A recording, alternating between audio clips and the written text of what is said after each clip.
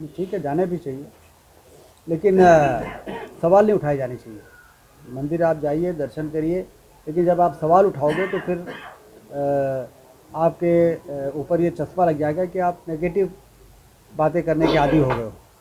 हालांकि दिग्विजय सिंह जी पिछले जब से मुख्यमंत्री के पद से हटने के बाद से लगातार उनके जो बयान हैं, उनकी एक ऐसी छवि बन गई है कि हर अच्छे काम का विरोध करना उन्होंने अपना कर्तव्य मान लिया है, और इसलिए नेगेटिव छवि बन गई है। और इस प्रकार के बयान की उम्मीद भी की जा रही थी, जो बयान अभी उन्होंने कल दिया है। ये प्रश्न चिन्ह और किंतु परंतु जो लगाए हैं, जो वो नहीं लगाएंगे तो कौन लगाएगा। लेकिन देश की जनता तो उल्लासित है, खुश है। चारों तरफ राम धुन बज रही है, लोग नृत्य कर रहे हैं, झूम रहे हैं, नाच रहे हैं। और 22 तारीख को पूरे देश में जो दृश्य उभर के सामने आने वाला है, वो सारी दुनिया का ध्यान आकर्षित करेगा कि वर्षों से उलझे हुए मामले को जिस कुशलता के साथ मोदी जी ने सुलझाया है, इसकी अपेक्षा तो सब करते थे, लेकिन उम्मीद सब खो चुके थे। तो इसीलिए मोदी जी को कहा जाता है कि उन्होंने इस देश को तेज़ी के साथ विकास के मार्ग में आगे बढ़ाने के लिए उलझे हुए मामलों को सुलझाया। चाहे वो कश्मीर का मामला हो, चाहे भगवान राम के अयोध्या में भव्य मंदिर के निर्माण का मामला हो, ये उलझे हुए मामले थे जो विकास को कहीं न कहीं प्रभावित करते थे। उन उलझे हुए मामलों को सुलझा के उन्होंने देश को विकास के पथ पर तेज़ी के साथ आगे बढ़ाने का मार्ग प्रशस्त कर दिया है। वो नहीं थमेगा, उनका विवाद नहीं थमने वाला है, क्योंकि अपने निजी स्वार्थों को लेकर राजनीति करने वाले ज़्यादातर दल हैं उसमें। परिवार की पार्टियां हैं वो। उसमें यदि दिल्ली के भाग से छीका टूट जाता है और सरकारें बन जाती हैं, तो फिर उन्हीं के परिवार के लोग ही मुख्यमंत्री, और कोई मंत्री, तो कोई इस कॉरपोरेशन का चेयरमैन, तो कोई कुछ। ये तो प्राइवेट लिमिटेड कंपनीज की तरह ये पार्टियां हैं। चाहे दक्षिण की पार्टियां हों, चाहे अब तो उत्तर प्रदेश और बिहार से में अब वो चीज़ नहीं रह गई, लेकिन अभी जहाँ कहीं भी कुछ बचा है, ये अपने लिए राजनीति कर रहे हैं।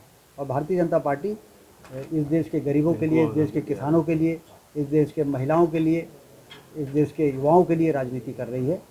और इसलिए ये गठबंधन सिर्फ मोदी जी को कमज़ोर करने के लिए बनाया गया है। लेकिन देश की जनता ने ये ठान लिया है कि मोदी जी को कमज़ोर नहीं होने देना है।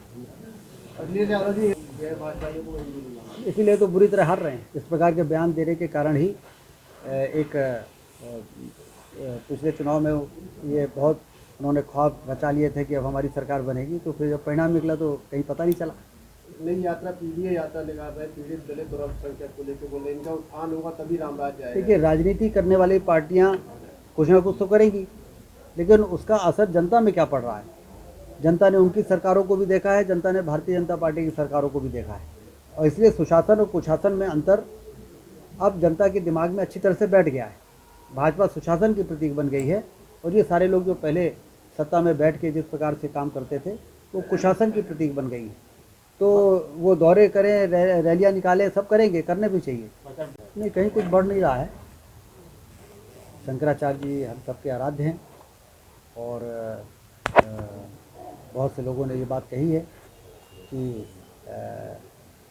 जब भगवान राम के भव्य मंदिर के निर्माण का उत्सव मनाया जा रहा है, तो सभी को उसमें आगे बढ़ के हिस्सा लेना चाहिए। ठीक है, 22 को जो लोग नहीं लेंगे वो 22 के बाद जाएंगे, और कोई व्यक्ति ऐसा नहीं बचेगा जिसके मन में ये इच्छा ना हो कि अयोध्या में जाके उस स्थान पर भव्य मंदिर में जाकर और रामलला के दर्शन करें, जिस जगह पर उनके मंदिर के निर्माण होने की मांग पिछले कई वर्षों से होती रही।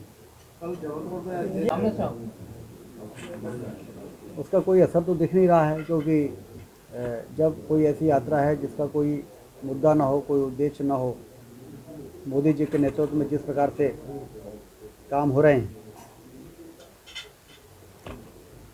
उससे देश की जनता में एक अलग उत्साह है। 22 तारीख को भगवान राम के मंदिर के निर्माण का जो काम पूरा हो रहा है, वो पिछले कई वर्षों का सपना पूरा हो रहा है। लोगों की आस्था और भावनाओं का सम्मान हुआ है। तो एक तरफ देश उल्लास मना रहा है, खुशी मना रहा है, और दूसरी तरफ ये यात्रा करके मोदी जी की आलोचना कर रहे हैं। तो इस प्रकार की आलोचनाओं से किसी भी व्यक्ति की उपलब्धियों पर पानी तो नहीं फेरा जा सकता। अटल बिहारी वाजपेयी जी कहते थे कि आपकी आलोचनाएं हमारी उपलब्धियों पर पानी नहीं फेर सकती।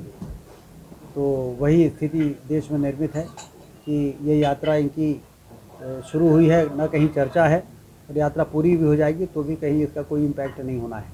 मोदी जी के नेतृत्व में आने वाले समय में जो लोकसभा के चुनाव होंगे उसमें भारतीय जनता पार्टी की प्रचंड बहुमत से जीत होगी और मोदी जी तीसरी बार प्रधानमंत्री बन के इस देश को विश्व गुरु के स्थान पर पहुंचाने के लिए जो काम उन्होंने किए हैं वो लक्ष्य पूरा होगा।